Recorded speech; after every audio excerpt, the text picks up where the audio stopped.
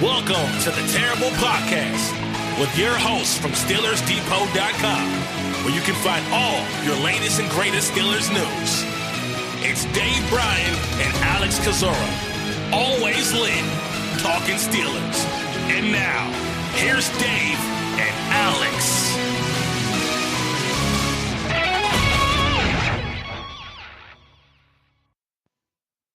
Welcome to the Terrible Podcast, a special edition of the Terrible Podcast. It's Saturday. I'm Dave Bryan from SteelersDepot.com. We have had a lot of interest in the interview that we did on Wednesday afternoon with David Boclair, who covers the Tennessee Titans for SI.com. Obviously, the game again between the Steelers and the Titans has since been canceled. This interview that I'm bringing to you was recorded on Wednesday, approximately 3 Central Time, to give you a reference point as to when in the timeline this happened. So being as how we've had a lot of response for people wanting to hear this interview, and because David was kind enough to share 30 minutes of his time with us, we thought we'd just go ahead and release this separately instead of putting it into the Friday episode of the Terrible Podcast. So please keep in mind, once again, the interview that you're about to hear took place on Wednesday. The game was still at that time looking like it was going to be played on maybe Monday or Tuesday. And here it is. Make sure you follow David Boclair on Twitter at Boclair Sports. Reach out to him and thank him for his time. And we look to possibly have David back on a few more weeks from now when the Steelers and the Titans rescheduled game takes place in week 7. So here you go. Alex Kozora and I with David Boclair of SI.com on Wednesday. Okay, welcome back to the Terrible Podcast. It is Friday. It's actually Wednesday, but it's Friday when you're hearing this. And as we did promise on Wednesday, we were going to be having an interview with David Boclair, who writes for Sports Illustrated. He handles the team beat for Sports Illustrated. You can get to that by going to SI.com/NFL/Titans. You could probably just Google Sports Illustrated Tennessee Titans and find it that way as well too. David has been covering the Titans for a long time, and it's been a while since we've had him on the Terrible Podcast, and we're thrilled, pleased as punch to have him back on. David, happy Friday/Wednesday, and welcome back to the Terrible Podcast. Well, gentlemen, it's good to be here. I'm happy to visit with you again. David, if only we had something to talk about here leading up to this game, which we are, of course, recording this on Wednesday, and the latest is that the game will likely be played on Monday. I assume you're hearing the same thing. This will obviously be old news, what we're saying right now when it comes to the time people listen to this. So let me start off with a question this way, and Alex and I talked about this on the Wednesday podcast. We try to be very objective the way we cover the Steelers and the team, and have done that for years now. I still don't like this from a competitive advantage when it comes to the Steelers overall. Now, it does sound like when we're recording this that the Titans will be able to get some practices in, that maybe the facility will not indeed be closed until Saturday there.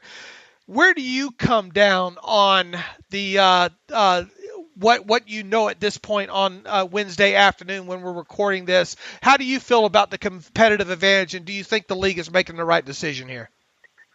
We'll see how all this plays out, because as you point out, it's a very fluid situation.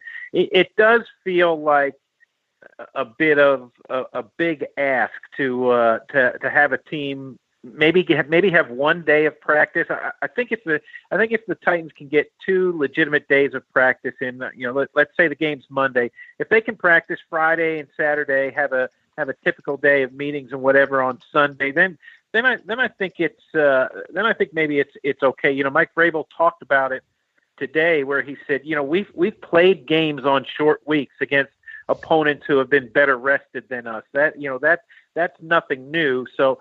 I think from a sort of a mental standpoint, the players in particular could sort of get their mind around how that would work and how they'd be okay in that situation. But if you're a defensive back and you have gone a whole week without matching a receiver's route in practice or anything like that. And then all of a sudden you've got to go up against JoJo Smith-Schuster and try and do that in a game. That seems like a really, really tall order.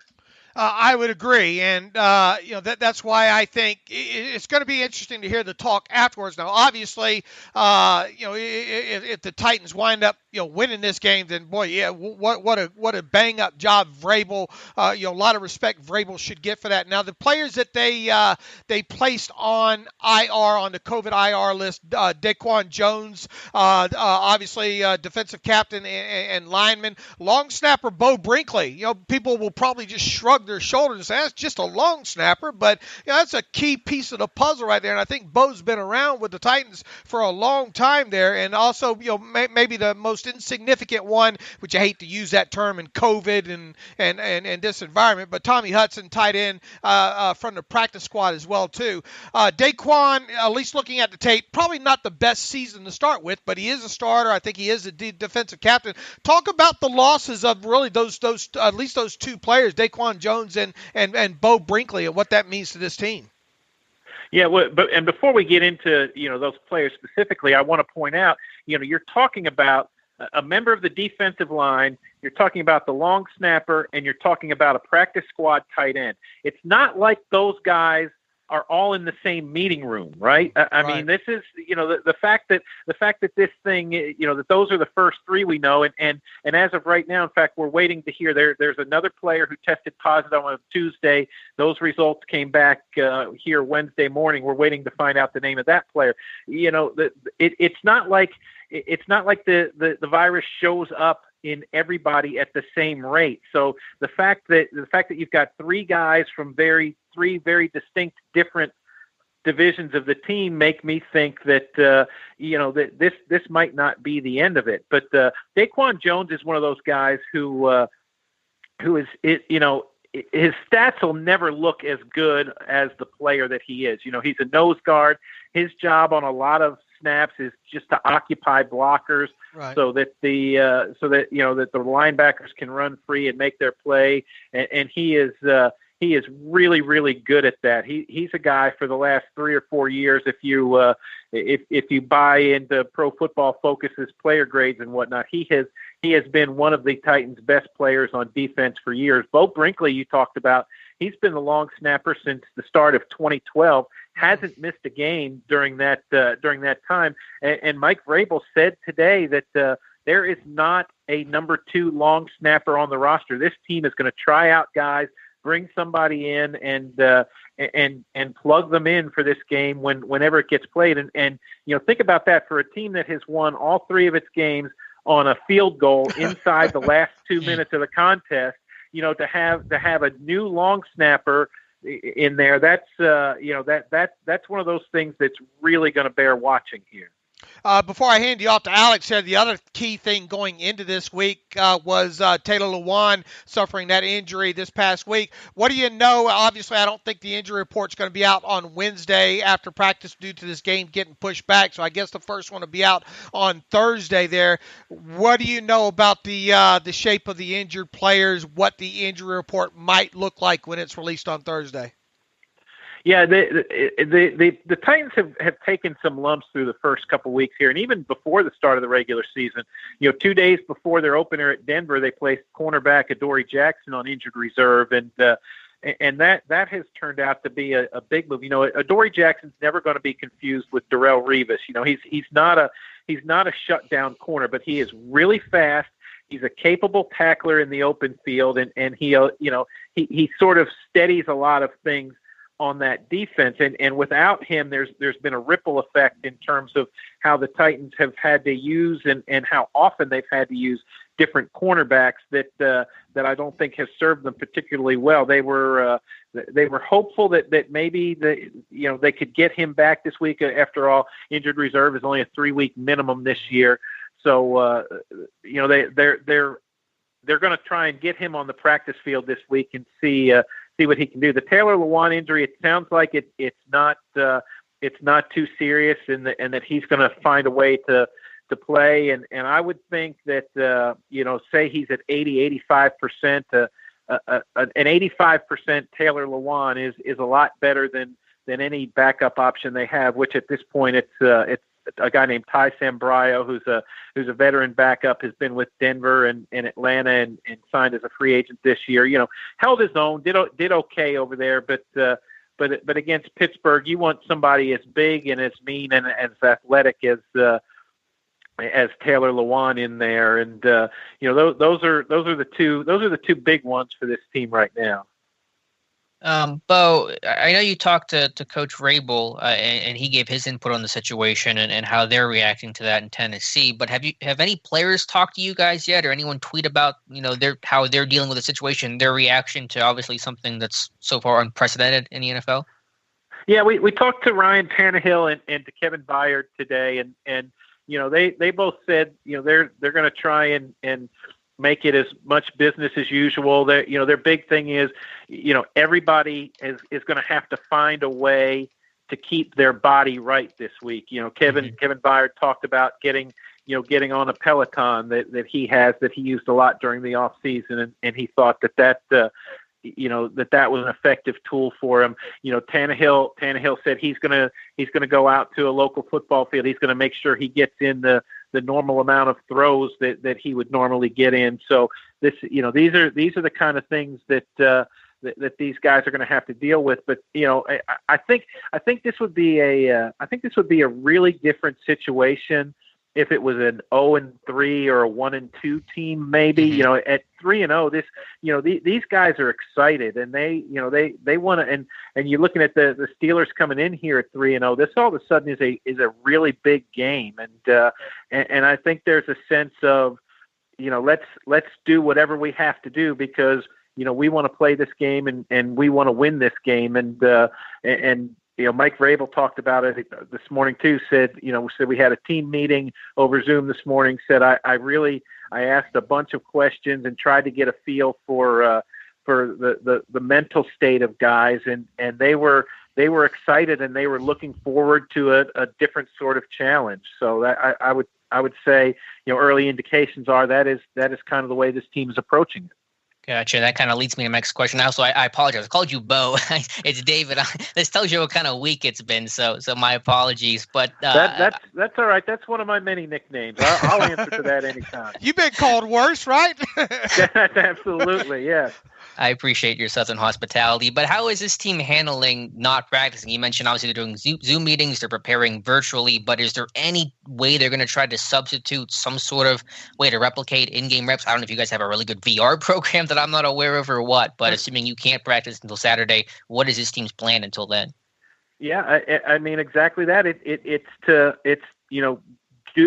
You guys do whatever you have to do to make sure you're physically ready. And, does that mean an offensive lineman runs into his garage door 20 times a day, just to get that feeling of hitting something? I don't know, but I mean, the word is no in-person football activities, and that means no practice. So the guys have talked about, like Kevin Byard talked about, you'll do your normal film study. You'll identify the keys that you would normally identify. You would get your mind right in all the ways that you normally would, and that's not going to be a big difference. But the actual physical act of running around on a football field, as of right now, that's out of the question, and guys are going to have to figure out whatever they need to do to replace that.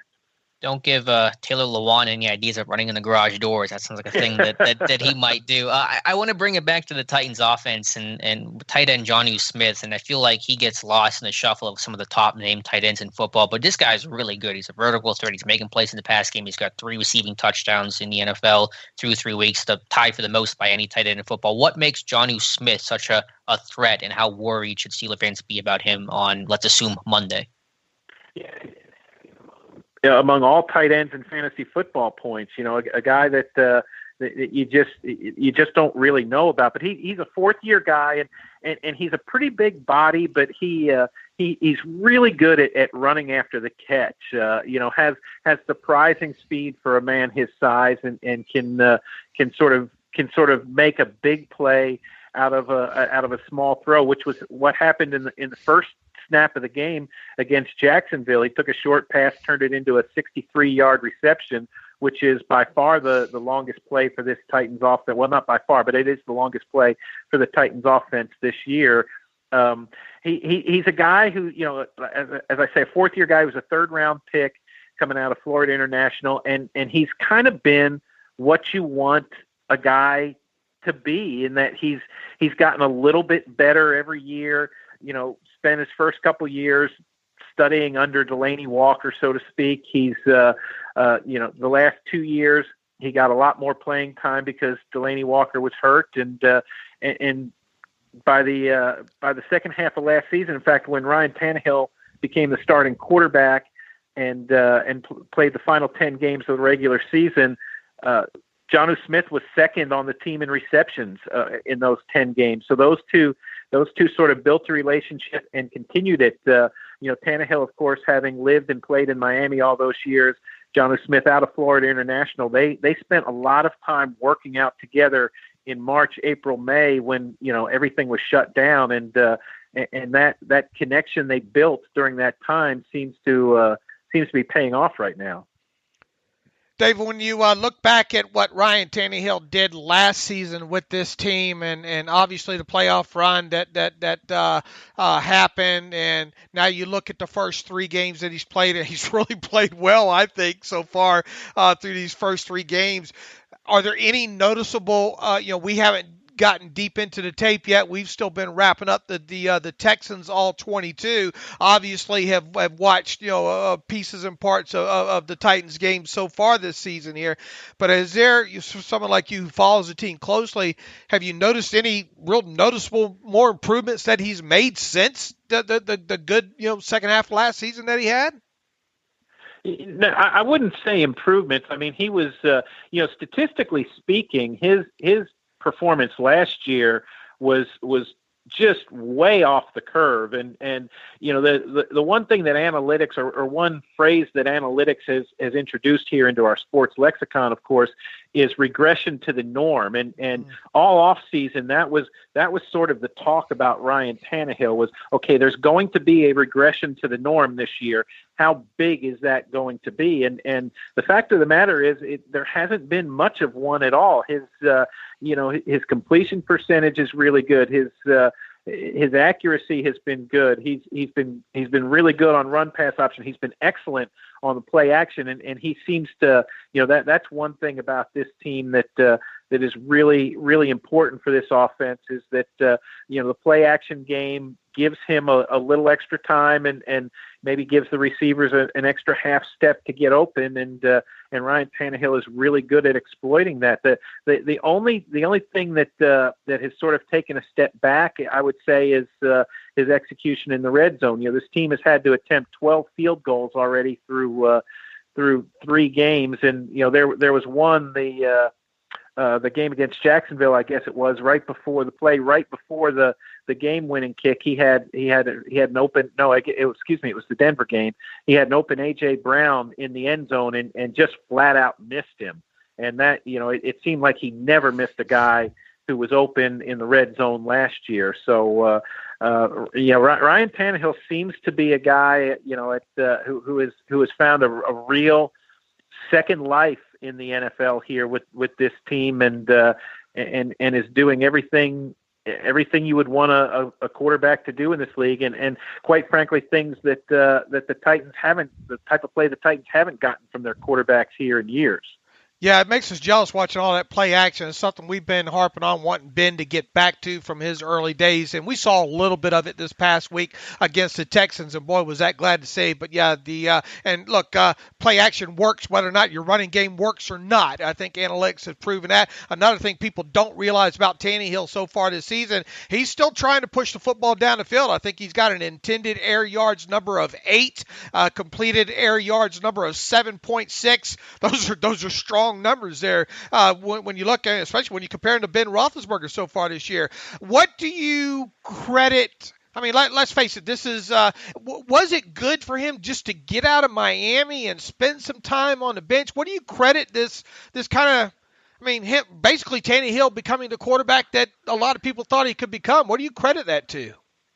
Yeah, I think two things. I think the time on the bench, probably served him well in that it made him kind of look at things differently. And he talked about it as early as training camp prior to last season that there were times he felt like he wanted to speak up, but it wasn't the backup quarterback's job. So he sort of kept his mouth shut and just sort of watched and observed and really, really paid attention to a lot of things that when he got the opportunity to play, it felt like he knew exactly what this team needed and what he could do to provide it. And it's made a huge difference. That, and it's one of those happy marriages between him and offensive coordinator Arthur Smith. Those two just seem to see the game the same way, and they they're with Marcus Mariota, for example. I think Arthur Smith was constantly,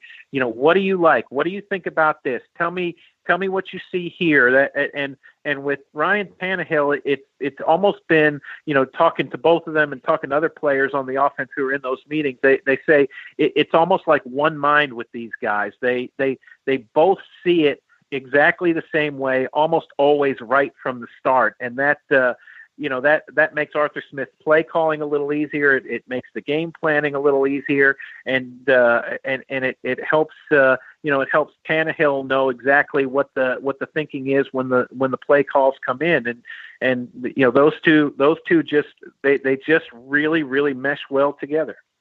I come from, I'm a stats nerd on top of everything else. And look, I also come from, I believe that the running back position has a high level of fungibility to it. It's one of my favorite words when talking about the running back position. But, and however comma, as I like to say, Derrick Henry is a different kind of running back. I mean, you just go back to the playoff game. If that's the one game that you ever saw, against the Ravens, that might be enough to tell you the kind of running back that Derrick Henry is. And obviously they've been leaning on him again. We're going to see is that what they're going to do against the Steelers, against a run defense that has been good, really great overall so far at the start of the season, but that's who the Titans are. Are the Titans going to stick with who they are? Are we going to see a heavy dosage of Derrick Henry early in this game? And what's your thoughts on running backs and fungibility? Yeah, I'm an old man. Like I love running the football. Hey, I'm 52. All right, I'm right there with you probably. So yeah, I'm the days of going back to I don't go quite back as far as Jim Brown, but I go back to about O.J. Simpson and yes, sir. there were the Miami Dolphins with Larry Zonka and Jim Kick and Mercury Morris, where Bob Greasy would throw 12 passes a game. That was glorious football to me. And then of course Tony Dorsett and right. and I love all that. Derrick, yes, absolutely. You're gonna get a heaping helping of Derrick Henry in this game, and that it's funny. The one thing that has really been missing from this offense, and keep in mind, this is an offense that has scored 30 points or more than 30 points the last two games.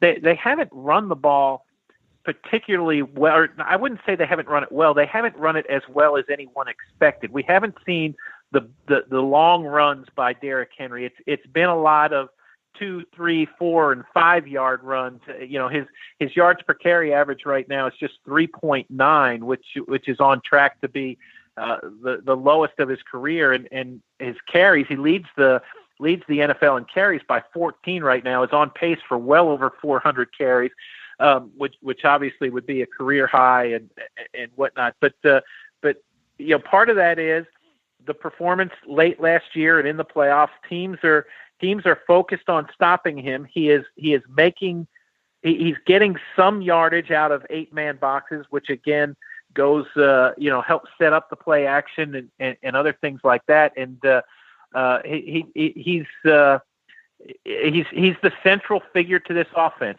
As good as Ryan Tannehill has been, this is still a Derrick Henry offense. And keep in mind, this is a guy, none of this is new to him. What was new to Derrick Henry was his role for the first 2 years in the league, where he he was essentially the number 2 guy behind DeMarco Murray. This is a guy, remember, who holds the national high school rushing record for career yards. This is a guy who ran for well over 2,000 yards in his Heisman Trophy year at Alabama. I mean, this is a guy who's used to getting a lot of work and being the centerpiece. And I think he's really enjoying the way things are going right now. And he's willing to pay the price with those 2, 3, and 4 yard runs to help open up other things in the offense right now. Where do you come in on the fungibility factor with running backs? You're going to have to explain fungibility to me. Just that the running back position really is it's replaceable from team to team. I mean, you see what happened in San Francisco last year, and is it more so the player, or is it just can you pretty much not throw anybody back there, but is it a position that's less dependent on singular star player more so than just a group effort? Yeah, I think that's true in a lot of ways. But to your initial point, you're right. Derrick Henry is a different sort of guy. There's I remember at some point during the preseason doing a press conference with Mike Vrabel, somebody was asked about backup options and whatnot, and Mike Vrabel said, "Well, if you can find me another 6'4", 249-pound guy who can run like Derrick Henry, I'll be happy to sign him." But the fact of the matter is, if Derrick Henry's not in there, we're going to have to do things differently on offense. And I mean, they don't even in this case, the Titans don't even have anybody who's close. Their backup running back is a rookie, a 3rd round pick out of Appalachian State named Darrington Evans, who is a little guy. He's fast and shifty, a guy you can line up in the slot and do some things in the pass game with him, that sort of way. But there is nobody on the Titans roster who even remotely resembles Derrick Henry and what he can give you in the run game. They call that the planet theory, and there's not many people on the planet that are built like him, that can run like him. And don't worry, I'm from the South. Fungibility is a big word for me. Okay, so I throw it around. I throw it around like I know something. Go ahead, Alex. I don't mean to break up the nostalgia of Jim Brown and Mercury Morris, but I'm going to bring this conversation to 2020 in the passing game and a ball hawk safety with the Titans defense and Kevin Byard, who I think is emerging as one of the top safeties in football. I remember him, he was at the Senior Bowl, had just one of the best weeks down there, didn't get an invite to the Combine. It was wild, but how have you seen his progressions over the years? And he's got to be one of the top threats to worry about on that defense, isn't he? Yeah, he's a guy. He's not going to remind anybody of Troy Polamalu, for example, but they will move him around, and he and Kenny Vaccaro back there are sort of the epitome of the modern day safety tandem in that Kevin Byard is the free safety, Kenny Vaccaro is the strong safety, but they will, they're interchangeable in a lot of ways. But Byard is one of those guys who just has a knack for being around the ball. He intercepted 19 passes in college at Middle Tennessee State, and you mentioned him being not being invited to the Combine. That's sort of been the story of Kevin Byard's life, is that he has to prove himself over and over again. He was he had a scholarship offer coming out of high school from a big school that pulled that offer late, and he had to find another place to play, and that's how he ended up at a place where, like Middle Tennessee State, where he ended up as the school's career interceptions leader, and then, like you say, has had a good showing at the Senior Bowl, didn't get the Combine invite, and that really motivated him, and he's he's one of those guys who hasn't forgotten those things, even though he's been in the league 4 years now, got a huge contract extension last year that has begun with this season. He, when you talk to him, he will talk to you much more about the times he's been slighted than anything he's accomplished. But he's not the fastest guy, not the biggest guy, not the hardest hitter, but really smart, really trustworthy, and a guy who just he's one of those guys who has a knack for being around the ball when balls get tipped, or when a quarterback makes a little bit of a bad throw, or when there's a fumble and the ball's on the ground. I mean, he's he's just there. It's been a constant throughout his time with the Titans, as it was in college, and I wouldn't expect that's going to change anytime soon. Has Tennessee tried to be creative in moving him around? The Steelers are having that dilemma with Minkah Fitzpatrick, as teams are so adamant about not throwing towards Fitzpatrick's airspace. Has that been the case with Byard, and how has Tennessee combated that? No, I don't think it's. I don't think teams try to stay away from him because again, sometimes he'll be down in the box and Vaccaro will be the guy deep. A lot of times, what they'll do is the two of them will line up sort of in a basic two safety look and not try not to tip their hands pre-snap and then once the ball is snapped, then you all of a sudden you have to figure out, okay, which one of those guys is the free safety, which one is the strong safety, and what am I going to do about it? So that's you won't see what you will almost never see is Byard blitzing. Vaccaro is better at that. They use him much more often in that regard. But other than that, in terms of their pass coverage responsibilities and how they divide them up, it's tough to know from one snap to the next what they're going to be doing. My last question. Go ahead. Well, I was going to ask one quick question there, David. Sorry. To David, asking about the defensive line and replacing Daquan Jones. I know Dalvin Cook and the Vikings ran for over 200 yards on Tennessee. The loss of Jarrell Casey after he got traded to Denver. I mean, Jeffrey Simmons is back along the defensive line, but what can we expect from the Titans' run defense that's clearly missing a couple of pieces? Yeah, Jeffrey Simmons is going to have to be the guy, and Jeffrey Simmons has been really good. Their number one pick from last year. He's a guy who will really disrupt things on the line of scrimmage, and he's going to have to do more of that. I would suspect you'll see him rotate even into the nose tackle position a little bit in this game, and maybe another guy, Jack Crawford, a free agent that they signed out of Atlanta this year, who's he's been in the league 9 years, and one of those guys who's just a good player, but has shown some versatility in the time he's been here. I think they might move him inside, and then their most obvious option is a guy named Isaiah Mack, who made the team last year as an undrafted free agent, and has some unique skill there, but is still very much a project. So. To your point, yes, the run defense has not been very good, and that has contributed to problems on third down, too. This team right now has the third worst third down defense in the NFL, and a lot of that is because they're not forcing teams into second and long and third and long situations there. Then, so with Daquan Jones out of there as part of this COVID mess, that's a guy I think they probably would tell you they didn't want to lose at any point during this season. David, we would keep you for 2.5 more hours if you'd let us, but I know you have some breaking news to get to here with what Correa seems to be the Titans player that's added to reserve COVID list that's breaking on Twitter right now. Real quick as we wrap you up, how about a prediction? This won't go out until Friday. How do you see the game against the Steelers and the Titans going?